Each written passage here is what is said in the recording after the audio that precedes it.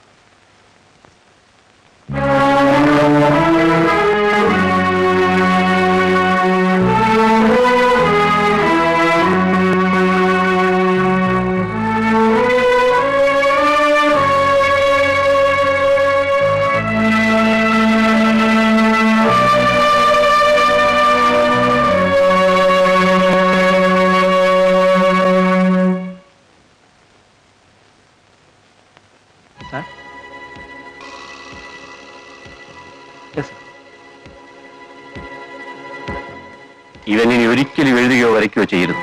Okay sir. ശരി sir.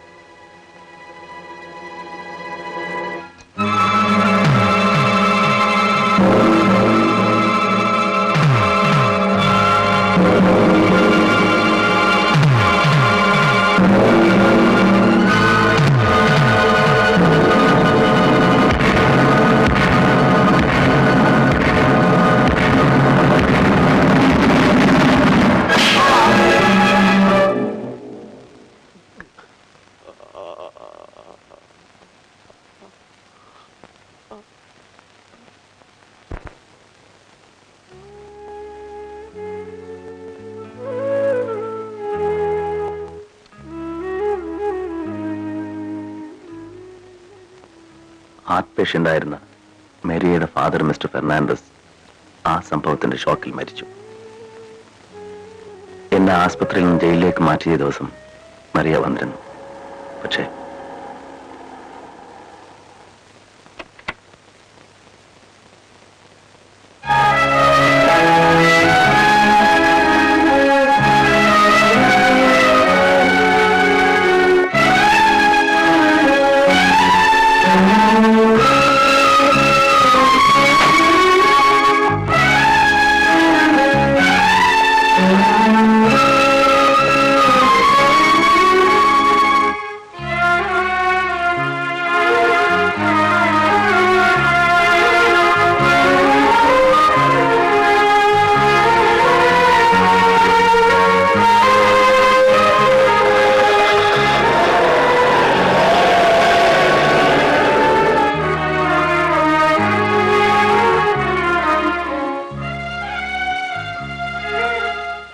ഞാൻ നേരത്തെ പറഞ്ഞില്ലേ, അന്നത്തെ ആ സംഭവത്തിന്റെ ഷോക്കിൽ മരിയയുടെ ഫാദർ മരിച്ചു. നാട്ടിൽ അവൾക്ക് മറ്റാരുമില്ല. സ്വത്തുക്കളെല്ലാം വിറ്റ് അവൾ ഡൽഹിയിൽ വന്നതാണ്.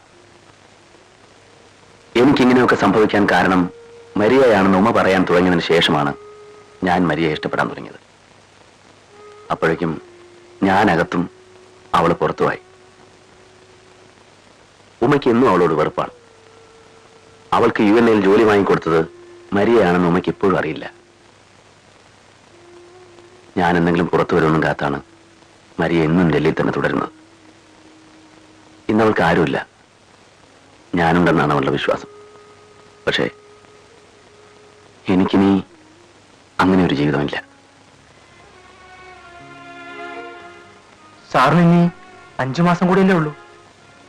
പുറത്തിറങ്ങിയാൽ സാർ എന്ത് ചെയ്യാൻ പോകുന്നു?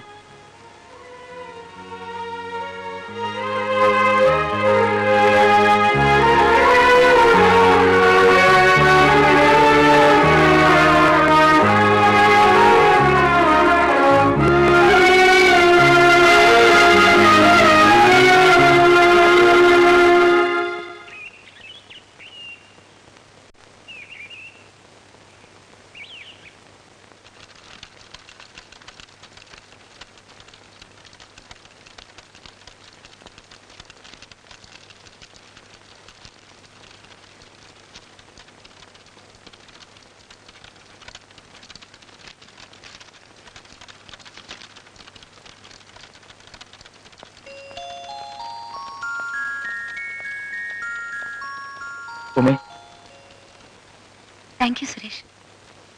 ഉമ്മ റെസിഗ്നേഷൻ ലെറ്റർ കൊടുത്തോ? രാജിവെക്കാൻ പോകുന്നത് ഇപ്പൊ ഓഫീസിൽ പറഞ്ഞു കേട്ടു. എന്നോട് ഇതേക്കുറിച്ചൊന്നും പറഞ്ഞില്ലല്ലോ. എന്താ ഇപ്പോ പെട്ടെന്നിങ്ങനെ? നേരത്തെ തീരുമാനിച്ചതാ. അടുത്ത ആഴ്ച ചേട്ടൻ പുറത്തു വരും.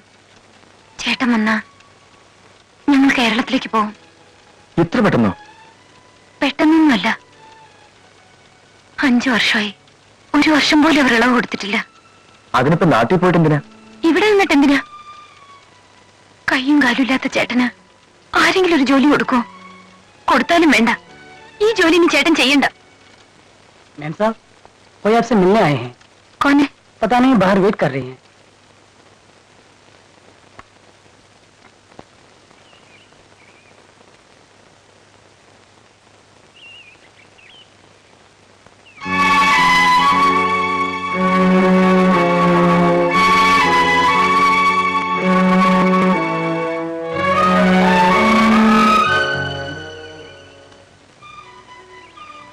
ഞാൻ പ്രതീക്ഷിച്ചു. നിങ്ങൾ വരുമെന്ന് എനിക്കറിയാമായിരുന്നു. ഉമ്മേ, ഞാൻ ചേട്ടനെ അറിയാം. മരിയ, ഞാൻ നിങ്ങളുടെ കാല് പിടിക്കാം. ദയവ് ചെയ്ത് എന്റെ ചേട്ടനെ വെറുതെ വിടൂ. നിങ്ങൾ ഇനി പോയി ചേട്ടനെ കാണരുത്. കണ്ട എല്ലാം കുഴപ്പമാവും. പ്ലീസ്.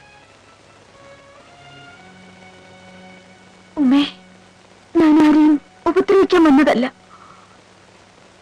5 വർഷം 5 വർഷം നിന്നെപ്പോലെ തന്നെ ഞാനും കാത്തിരുന്നത്.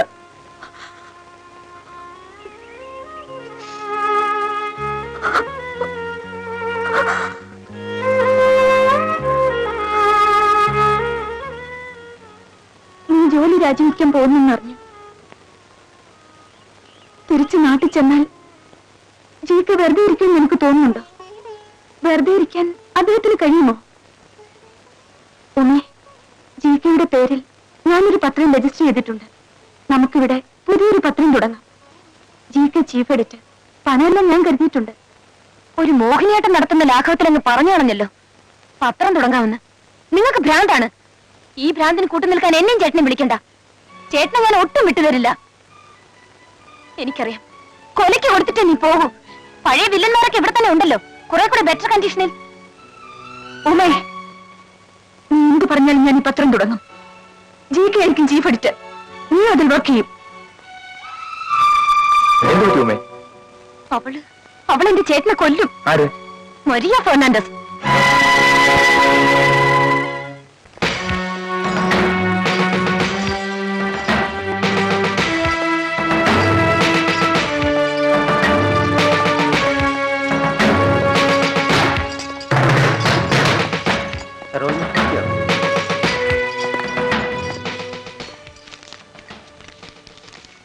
नाम क्या है?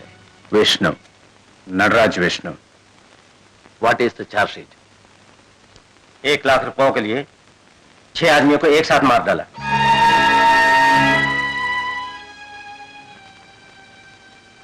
सचमुच तुमने किया? हाँ, मगर 1 लाख के लिए नहीं, 5 लाख के लिए. प्रोसिक्यूशन को गलती हो गया.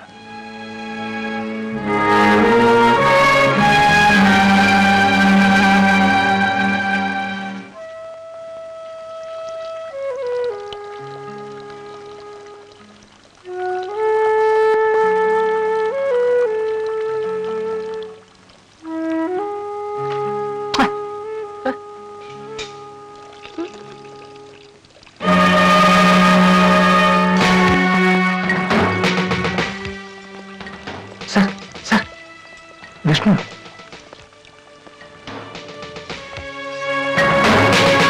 ആര്? 6 പേരെ ഒറ്റയടിക്ക് കൊന്നവനാ സേലം വിഷ്ണു.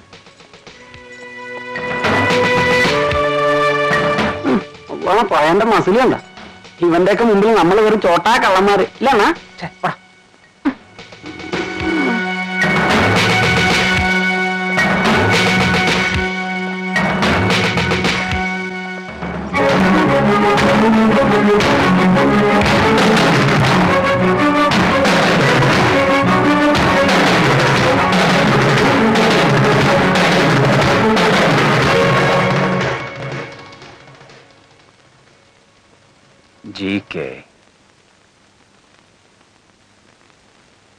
जी कृष्णमूर्ति, ആ അതെ. வணக்கண்ணே, ரொம்ப கேள்விப்பட்டிருக்கேன். ஐயோ அண்ணா வணக்கம். ம். நான் வந்து சித்திக்கு, இது அனந்தன், அப்பு. வணக்கம் அண்ணே. நம்ம 4 ஆளு இங்க வந்து ஓ ചലോ.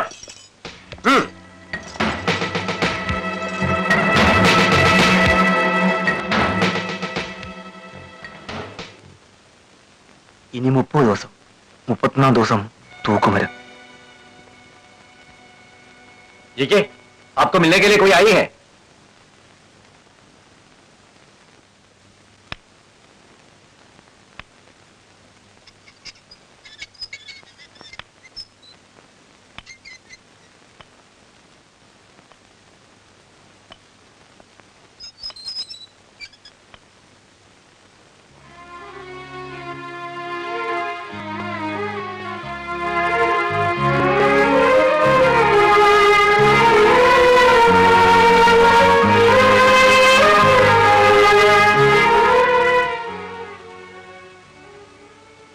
എന്നെ പ്രതീക്ഷിച്ചില്ല അല്ലേ?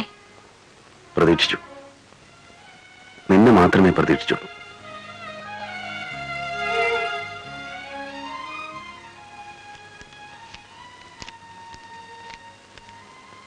എന്തായത്? ഒരുപാട് കാര്യങ്ങൾ പറയാനുണ്ട്. നേരിൽ കാണുമ്പോ പറയാൻ കഴിഞ്ഞില്ലെങ്കിലോ? അതുകൊണ്ടെല്ലാം എഴുതി വച്ചു.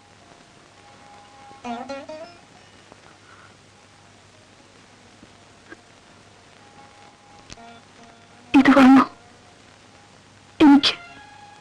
എനിക്കൊന്നും സംസാരിക്കാൻ കഴിയുന്നില്ല.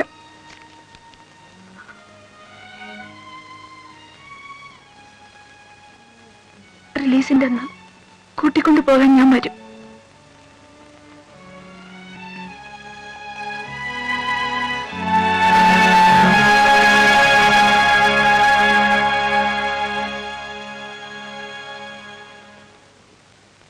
ന്യൂഡൽഹി ഡയറി, നല്ല പേര്. ഒരു പുതിയ പത്രം തുടങ്ങാന്ന് പറഞ്ഞാല് നീയും മര്യാദയും വിചാരിക്കുന്നത് പോലെ അത്ര എളുപ്പമുള്ള കാര്യമല്ല. ന്യൂസ് പേപ്പർ അഡിക്ഷൻ ഉണ്ടാക്കും. ഇന്ത്യൻ എക്സ്പ്രസും ഹിന്ദുവും മനോരമയും ഒക്കെ വായിക്കുന്നവര് അതേ വായിക്കൂ. ടാറ്റയും ബിർളയും വിചാരിച്ചാൽ കൂടി പുതിയൊരു പത്രം തുടങ്ങി വിജയിപ്പിക്കാന്നത് അത്ര നിസ്സാര കാര്യമല്ല. ഒന്നുമല്ല, അത് ഈ അവസ്ഥ സാറിന് വരെ തോന്നുന്നതാ. സാറ് വിചാരിച്ച എല്ലാം നടക്കും. പത്രങ്ങളെ കുറിച്ച് നിനക്കെന്തറിയാം? ഒന്നും അറിയില്ല. എനിക്കെന്തറിയാം? കക്കാനും ഓട്ടിക്കാനും അത്യാവശ്യമുള്ള ഒരാളെ തട്ടാനും എനിക്കറിയാം. പക്ഷേ എനിക്ക് സാറിനെ അറിയാമല്ലോ. സാറ് വിചാരിച്ച എല്ലാം നടക്കും. ആ ശങ്കറിന്റെയും പണിക്കരുടെയും കള്ളസാക്ഷി മൊഴി കേട്ട് സാറിനെ ശിക്ഷിച്ച ആ ജഡ്ജിയുടെ മുന്നിൽ സാറിന് വലിയ ആളാവണ്ടേ? തിരികെ നാട്ടിൽ പോയാലേ സാധിക്കുമോ? ഇവിടെ ഏതെങ്കിലും ഒരു പത്രത്തിൽ വെറും ഒരു റിപ്പോർട്ടർ ആയാലും സാധിക്കുമോ?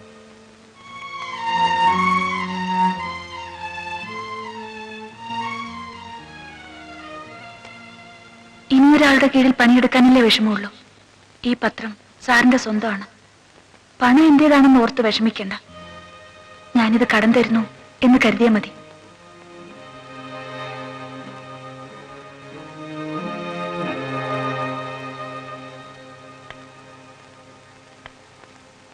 ഇനിയും ഞാനൊരു അന്യാണെങ്കിൽ ലാഭം കിട്ടുമ്പോ പണം തിരികെ തന്നോളൂ. വയ്യ എന്ന് മാത്രം പറയരുത്.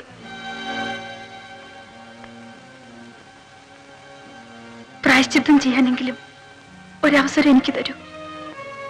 എല്ലാത്തിനും കാരണം ഞാനാണ്. എല്ലാത്തിനും കാരണം ഞാനാണ്.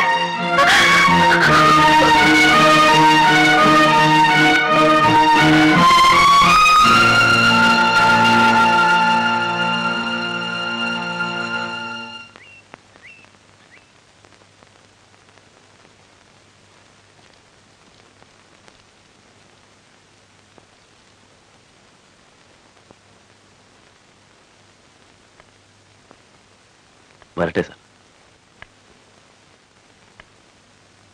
ജികെ, എന്റെ അടുത്തുനിന്നും എന്തെങ്കിലും തെറ്റുണ്ടായിട്ടുണ്ടെന്ന് ക്ഷമിക്കണം. No sir, I have never seen such a good officer like you. I never forget you. Thank you very much. Take it from me. One day, you will become great. Thank you, sir.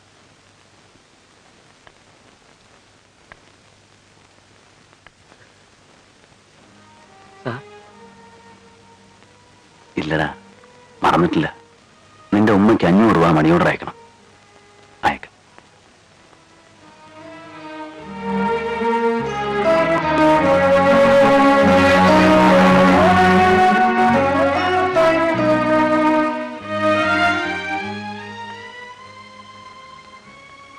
വരട്ടെ അപ്പോ.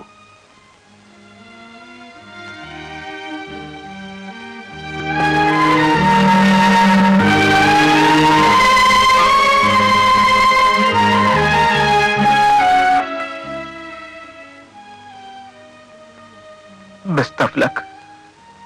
എനിക്കായിട്ട് മാത്രം അങ്ങനെ ഒരു ലക്കുണ്ടായില്ലടാ. എനിക്ക് ലക്കുണ്ടെങ്കിൽ അത് നിങ്ങൾക്കുണ്ടാവും. സമയം കിട്ടുമ്പോഴൊക്കെ വരണം. സമയം കിട്ടുമ്പോഴില്ല, സമയം ഉണ്ടാക്കി ഞാൻ വരും.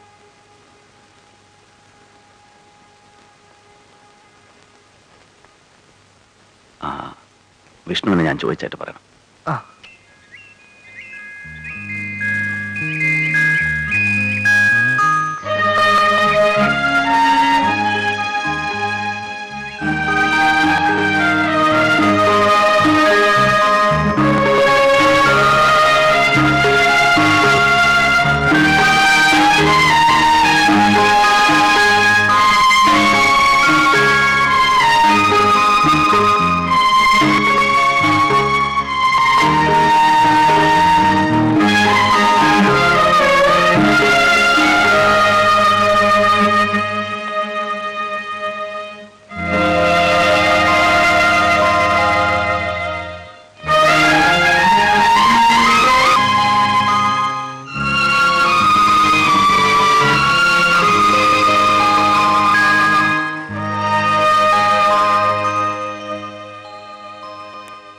വരൂ സാർ.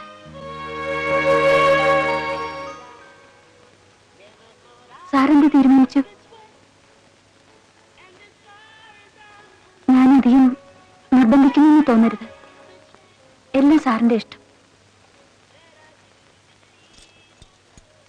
ഇത് നിങ്ങൾക്ക് താമസിക്കാനുള്ള വീടിന്റെ താക്കോൽ. അല്ല, നാട്ടിലേക്ക് തിരികെ പോകാനാണ് തീരുമാനമെങ്കിൽ ഫ്ലൈറ്റ് ടിക്കറ്റ്. നീ എന്ത് പറയുന്നുമേ?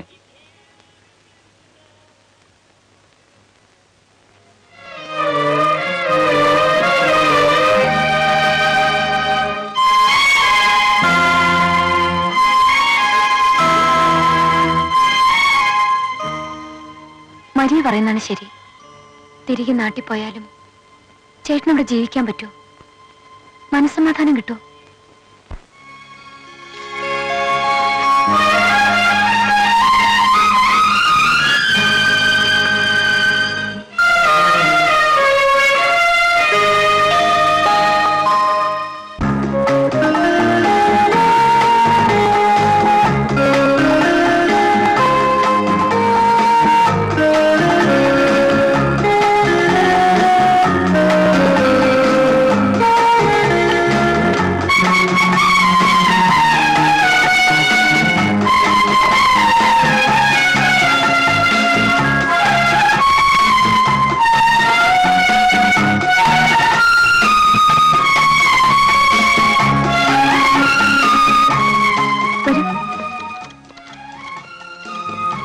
ചേട്ടാ, ഇത് സുരേഷ്. എൻ്റെ കൂടെ UNA വർക്ക് ചെയ്തിരുന്നതാ. ഇതാണ് എന്റെ ബയോഡേറ്റ. എന്നാ ജോയിൻ ചെയ്യുന്നത്? ഇന്നു മുതൽ. All the best.